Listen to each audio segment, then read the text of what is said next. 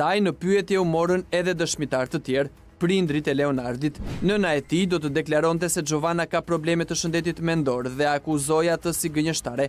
Ajo mohoi që djali i saj t'i ketë bërë diçka që ajo më pas ta kallëzoi në polici. Sipas vjerrës, Giovanna as nuk di të gatuaj dhe as nuk është e pastër. Të tilla pretendime të zonjës u mbështetën edhe nga motra e Leonardit, e cila jeton shumë pranë tyre në Itali. Po banën, se ki fshoj thashun. Mu vjen ma keq e thash për gratë e uje thash. Unë thash kam me qa me la. E marrë shtupën mu shikoven se pash për moment. Kur e koven me hek për i vasket, ra ujt në të komplet u derë krejt ujt. Edhe më qishti. Mua të më dali thash shpirti, ma tha, gjuhaj thash të ba pun ti thash, edhe ti të më qesht. Kur vete dikush, vete tërp, ti ishte krejt, si me qanë atë fëmija si hajnë, ishte gjupat. I theshe më shkot raje pak. A din ti se shkot e undrat e vishte gjupin ma zi se kishte. Me fjalë të ndryshme, por i të njëjtit qëndrim ka qenë edhe John Marku, babai i Leonard Markut. Në deklaratën e dhënë në polici, ai thotë se dyshimet për problemet mendore të Giovannës i ka marrë fillimisht nga djali, i cili i kishte treguar se ajo ishte nevrike dhe se ishte sjell keq me vajzën e tij nga martesa e parë. I moshuari shprehet i sigurt përpara oficerit të policisë se nuk ka patur dhunë ditën e 12 gushtit dhe se nuk e kupton pse Giovanna ka telefonuar policin. Ndërkohë kjo e fundit, menjëherë pas incidentit të 12 gushtit 2024, u strehua tek qendra emergjente gruaja tek gruaja në Shkodër. Atje ku pas këqyrjes fizike ju vure një gërvishtje në kokë dhe një e nxirr në këmbë, Giovanna gjithashtu depozitoi edhe disa foto të ruajtura në telefonin e saj, ku pretendonte se vërtetoi dhuna nga bashkëshorti, prova këto që ju bashkëngjiten dosjes së prokurorisë, e cila ende nuk ishte e plot.